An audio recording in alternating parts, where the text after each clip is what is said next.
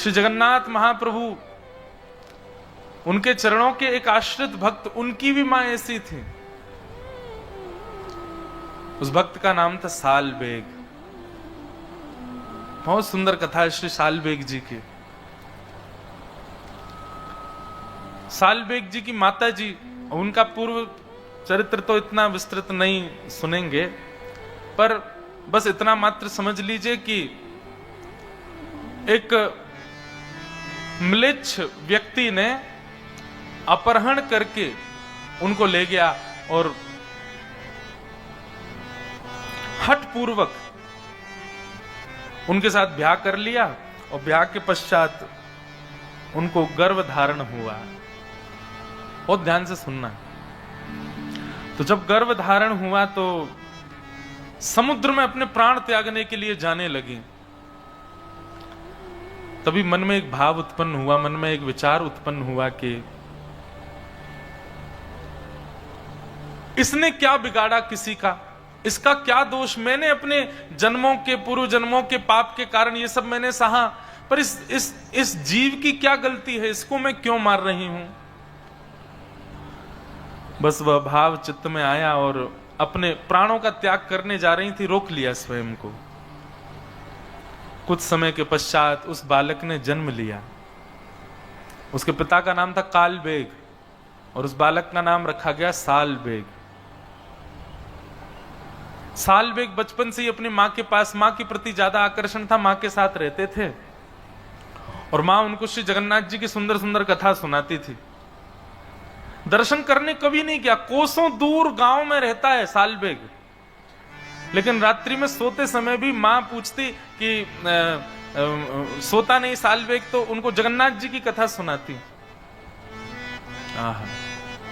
अभी कल परसों एक माता जी कोई आई थी बंबई से, वो बोली कि महाराज जी एक बात बताओ, छोटे बच्चों में अगर हम चाहें कि भक्ति प्रारंभ हो तो उसके लिए सबसे पहला क्या करना चाहिए, हमको कहां से प्रारंभ करना चाहिए बच्चों के अंदर भक्ति बढ़े उसके लिए। सबसे पहले उनको मातृ पितृ चरण भक्त बनाओ।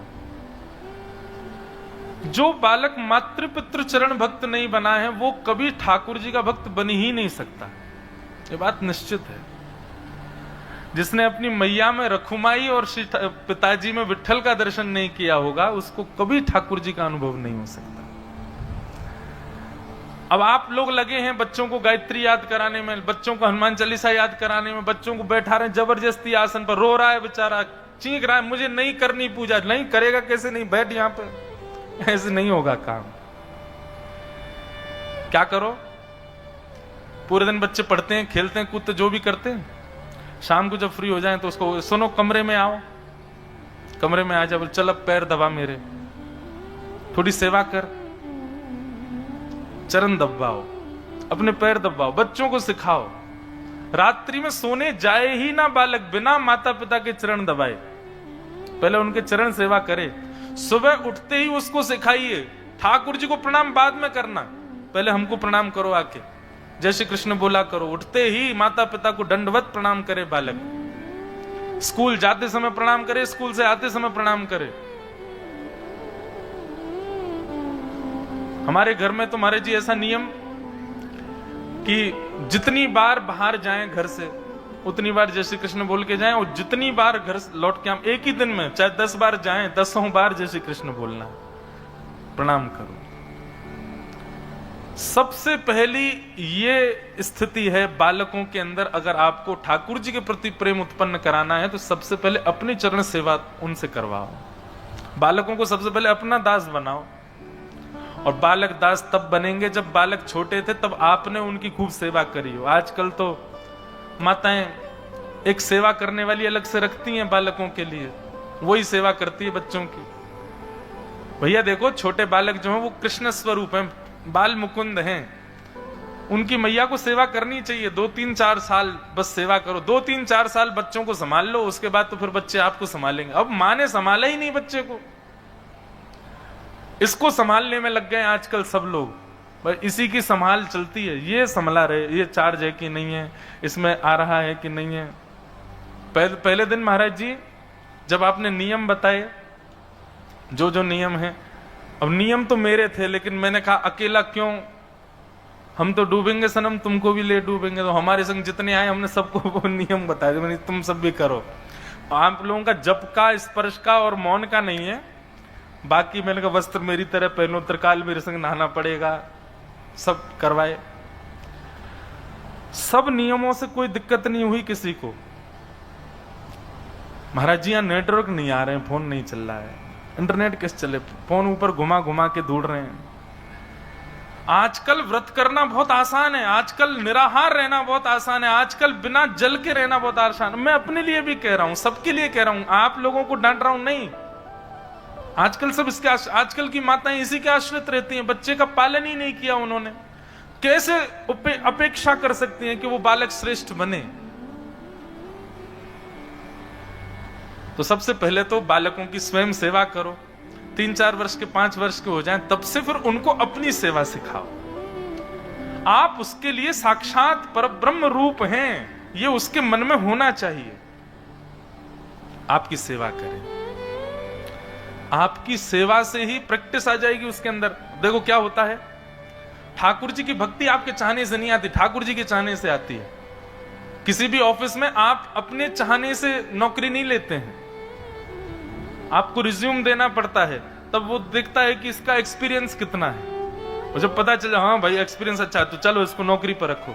ऐसे ही ठाकुर जी देखते हैं कि भाई माता पिता की चरण सेवा का एक्सपीरियंस है तो मेरी चरण सेवा प्राप्त होगी। और जिसने मातृ पितृ चरण सेवा नहीं करी, ठाकुर जी कहेंगे अरे बड़े कोमल चरण है, ऐसे थोड़ी दे दूंगा या के हाथ में। और आप तो महाराष्ट्र के लोग हैं, यहां तो श्री पुंडलीक के भाव, उसके पास कोई जप नहीं है, कोई तप नहीं है, कोई नियम नहीं है, कोई अनुष्ठान नहीं है। पुंडलीक के पास जप तप नियम अनुष्ठानों के भी पिताजी हैं उसके पास, क्या मातृ पितृ चरण, उन्हीं की सेवा में रहता है। और उसी सेवा का प्रभाव हमारे द्वारिकाधीश, हमारे नंद नंदन, हमारे ब्रजोर चंदन ईंट के ऊपर खड़े हैं, आज तक खड़े हैं। कोई जप से प्रकट नहीं हुए, कोई अनुष्ठान, कोई बहुत बड़े यज्ञ से पुंडलीक भगवान प्रकट नहीं हुए वहां पर, केवल और केवल माता पिता चरण सेवा से प्रकट हो गए। तो जिन लोगों का ये भाव है कि बच्चों को प्रारंभ कहां से कराया जाए कि वो भक्त बने, अपनी सेवा सिखाओ, मातृ पितृ चरण सेवा करे बालक। प्रेमी तो बहुत देखे बच्चे, प्रेम बहुत करते, माता पिता गले लगे रहेंगे, ऊपर चढ़े रहेंगे, ऐसे नहीं। सेवक दासत्व में रहें, बालक चरण सेवा करें, वही बालक बनते हैं। तो साल बेग एक म्लेच्छ, माता जी तो उनकी ब्राह्मणी थी पर पिताजी उनके म्लेच्छ थे। हठ पूर्वक उनका वर्ण करके और फिर बालक का जन्म हुआ। साल बेग बचपन से ही कोई भी बात होती है, जगन्नाथ जी जगन्नाथ जी जगन्नाथ जी के बारे में उनकी माता जी सुनाती रहती, जगन्नाथ जी के ऐसे बड़े बड़े नेत्र हैं, तेरे को पता है ऐसे बड़े नेत्र क्यों उनके? साल बेग कहता क्यों? बोले इतनी भीड़ होती है मंदिर में, सब लोग उनको देखें नहीं देखें, इसलिए ठाकुर जी के बड़े बड़े नेत्र हैं। बोले तुम मुझे मत देख पाओ, मैं तो तुम सबको देख रहा हूं। सालवेग कथा सुनता, पर जैसे जैसे थोड़ी आयु बढ़ने लगी, सालवेग अब कहता माँ आप केवल कथा सुनाती हो, मुझे जगन्नाथ जी से मिलाओगी कब? मैं जगन्नाथ जी के पास जाऊंगा कब? इस प्रश्न का कोई उत्तर नहीं था मां के पास। कैसे जाएं? पिता बड़ा निष्ठुर है, मारेगा, हत्या कर देगा दोनों की। लेकिन सालवेग को कुछ कहती नहीं। एक दिन सालवेग अपनी मां के साथ छत पर बैठे थे और तभी गांव के लोग भर भर के सामान बैलगाड़ियों में और जा रहे थे। सालवेग ने पूछा मां ये सब लोग कहां जा रहे हैं? मां ने कहा अरे सुंदर तिथि आ रही है, श्री जगन्नाथ जी बलभद्र जी सुभद्रा जी तीनों रथ में आरूढ़ होंगे और श्री मंदिर से चल करके वह रथ 2-3 दिन का समय लगा करके और फिर गुंडीचा पहुंचेगा। ठाकुर जी पूरे विश्व के जगन्नाथ है ना, सबको दर्शन देने के लिए बाहर आते हैं। ऐसे उछल उछल करके ठाकुर जी सीढ़ियों से नीचे आते हैं, पंडाओं के कंधे पर हाथ रख करके, और भगवान फिर रथ में विराजमान होते हैं। इतने लोग खींचते हैं, लाखों की तादाद में भीड़ जाती है, सब बातें मैया बताने लगी। बोले वहीं सब दर्शन करने जा रहे हैं। सालबेग पीछे पड़ गया, बोले मां मुझे भी जाना है, मुझे भी जाना है, मैं देखना चाहता हूं वो कैसे, आपने सब कुछ बताया मुझे, उनकी रसोई कैसे बनती, उनका श्रृंगार कैसे होता, उनकी आराधना कैसे होती, उनका मंदिर कैसा है। अरे मुझे तो ये भी पता जगन्नाथपुरी में कौन कौन सी गलियां, आपने सब मुझे बताया, पर मैं प्रत्यक्ष नहीं देख पाया हूं मां, मुझे देखना है उनको।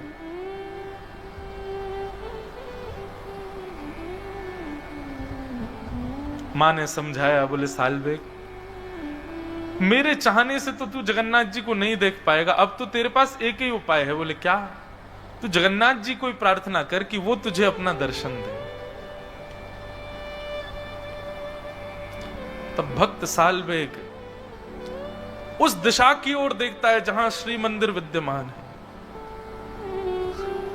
और आर्त क्रंदन करते हुए एक उड़िया भाषा में एक पद गाता है, बहुत सुंदर भाव है। अहे नील शैल प्रबल मत्तावरण, प्रबल मत्तावरण,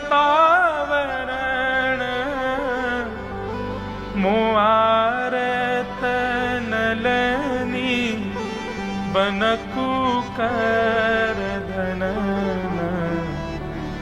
अहे नीलशैल प्रबल मत्तावरण,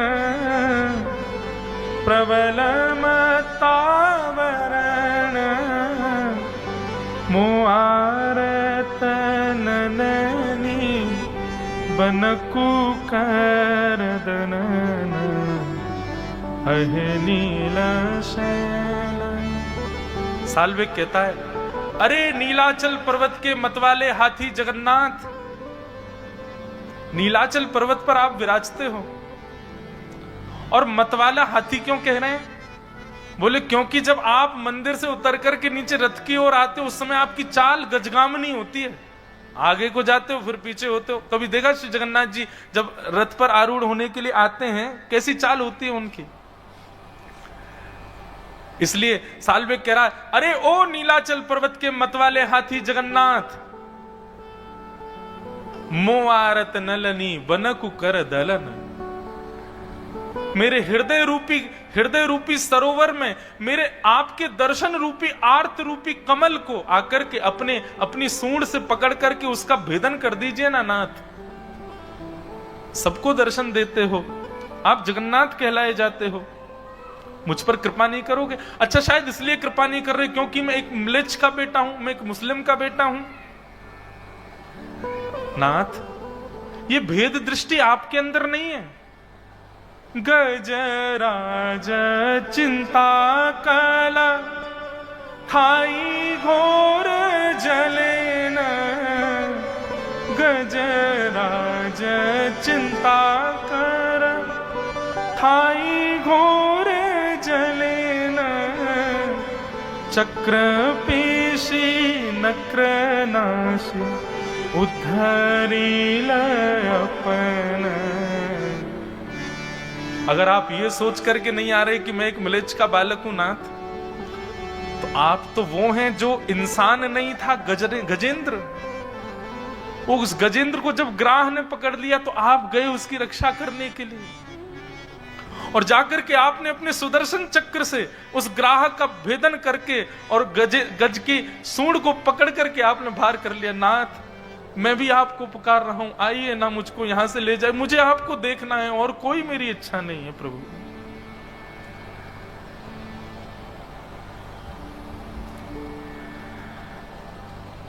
कहे सालबेग हीन जाति मुयवन, कहे सालबेग हीन जाति मुयवन, श्रीरंग चरण तल कर शनि जनन।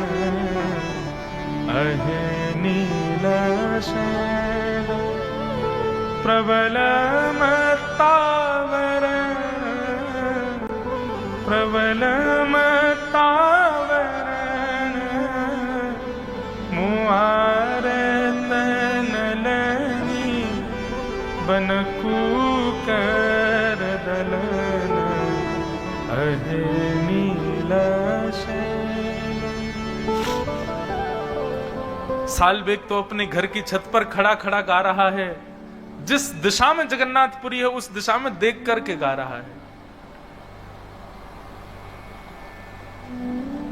श्री जगन्नाथ जी सबसे ज्यादा प्रसन्न होते हैं 365 दिन में, उस दिन जिस दिन वो रथ पर विराजमान होते हैं। ठाकुर जी को बहुत सुख मिलता है उस दिन। जिन लोगों को मंदिर में प्रवेश तक वर्जित है उन लोगों को दर्शन देने ठाकुर जी आ जाते हैं बाहर। पर ब्रह्म परमात्मा जगदीश्वर जगन्नाथ पूरे ब्रह्मांड के नायक कितने सरल सहजता में आ जाते हैं सबको दर्शन देने। लेकिन आज जगन्नाथ जी प्रसन्न नहीं है। बलभद्र जी का रथ चल दिया, सुभद्रा जी का रथ चलने लगा और जैसे ही नंदी घोष रथ का नाम है, भगवान श्री जगन्नाथ जी के रथ का नाम है नंदी घोष। लाखों लोगों ने जैसे ही रस्सी पकड़ करके उस रथ को खींचना प्रारंभ किया, रथ एक पत्थर के भांति स्तब्ध हो गया। सब पुजारी चरणों में गिर गए, घुटनों पर बैठ गए, बोले महाप्रभु कृपा करो, क्या अपराध बन गया हम लोगों से, आज आपका रथ क्यों नहीं चल रहा है। राजा ने जाकर के विनती की, ठाकुर जी के चरणों में प्रणाम किया।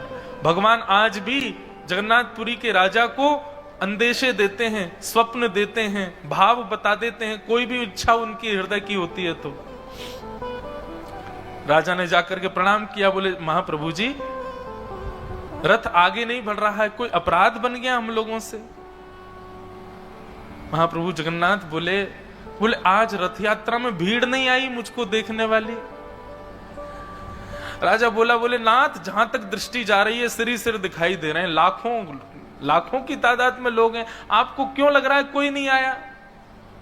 बोले पता नहीं, मुझे तो कोई दिख ही नहीं रहा है, बस बार बार कानों में एक ही ध्वनि आ रही है, अरे नीलाचल पर्वत के मतवाले हाथी मुझ पर कृपा करो।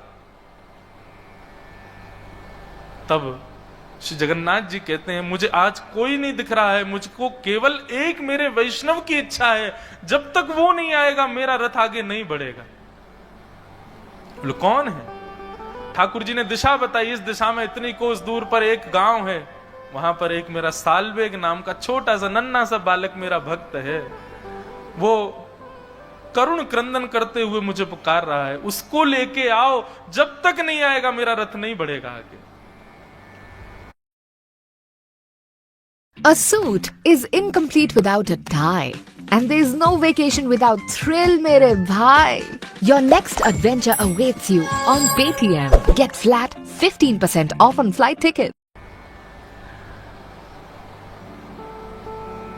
हुए मुझे पुकार रहा है, उसको लेके आओ, जब तक नहीं आएगा मेरा रथ नहीं बढ़ेगा आगे।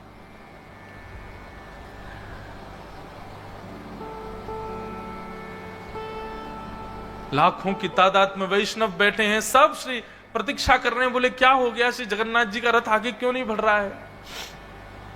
राजा ने अपनी सेना को भेजा, साथ में कई पंडे पुजारी ब्राह्मण भी गए, सब लोगों को भेजा, बोले जाओ पहले सालबेग को लेकर के आओ। इतनी दूर 1-2 दिन तक रथ खड़ा रहा श्री जगन्नाथ जी का, हिले ही नहीं, ठाकुर जी भोजन भी नहीं पा रहे, बोले सालबेग आएगा उसके बाद ही जाऊंगा मैं तो। वहां गए जाकर के, और सालबेग को जब इतने सब लोग वहां पहुंच गए तो कोई दिक्कत नहीं हुई, उसको बाकायदा एक पालकी में बिठाया और पालकी में बैठा करके नाचते गाते हुए लेकर के आ रहे हैं सालबेग को। महाप्रभु जी ने आमंत्रण भेजा, श्री जगन्नाथ जी बुला रहे हैं सालबेग को। सालबेग तो इतने भाव में चला गया, मां से लिपट लिपट के रोए, बोले मां जगन्नाथ जी बुला रहे हैं। और जैसे ही सालबेग की पालकी पहुंची उस सुंदर पगडंडी पर जहां श्री जगन्नाथ जी का रथ चलता है, लाखों करोड़ों लोग केवल जगन्नाथ जी को देखते हैं उस दिन, लेकिन आज सबकी दृष्टि व्याकुल है देखने के लिए उस भक्त को, जिस भक्त के लिए रथ खड़ा है ठाकुर जी का। जैसे ही सालवेग की पालकी आई, सालवेग सामने आया, सालवेग को देखते ही श्री महाप्रभु जगन्नाथ जी झूमने लगे। उनका अपने अपने रथ के ऊपर ही ब्रह्म वेदी जिस पर ठाकुर जी विराजते हैं उसी पर ही मचलने लगे। पंडा पुजारियों से कहा, बोले जल्दी लाओ, मुझसे सहन नहीं हो रहा है, जल्दी लेके आओ इसको रथ पे चढ़ा दो ऊपर और मेरे सामने इसको दंडवत करवाओ, मेरे हृदय से लगा दो। आचार विचार वाले बोले, भगवान रथ के ऊपर तो कोई नहीं। बोले अरे सब छोड़ो आचार विचार, बुलाओ उसको ऊपर लेके आओ मेरे सामने। चारों तरफ लाखों लोगों को देखे, उस सुंदर श्री मंदिर का दर्शन करे। सालवेग अपनी मां से जो जो सुना, जो जो भाव, पहली बार देख रहा है जगन्नाथपुरी को। नंदी घोष रथ का दर्शन किया, प्रणाम करके जैसे ही ऊपर चढ़ने लगा, ज्यों ज्यों ऊपर चढ़े त्यों त्यों ठाकुर जी की छवि उसके सामने प्रकट हो रही है।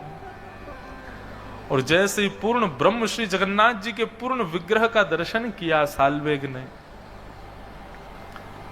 यहां सालवेग के नेत्र सजल हैं, सामने श्री जगन्नाथ जी के नेत्रों से आंसू गिर रहे हैं। मानो आज सबको लगा हो कि श्री जगन्नाथ जी की भुजाएं सदा खड़ी और खुली इसलिए रहती हैं कि उनको प्रतीक्षा है कि एक दिन सालवेग आएगा और मेरे हृदय से लगेगा। सालवेग ने जाकर के दौड़ करके महाप्रभु जी को अपने हृदय से लगा लिया। देख करके पूरा जगन्नाथपुरी उस दिन भावावेश में प्रवृत्त हो गया।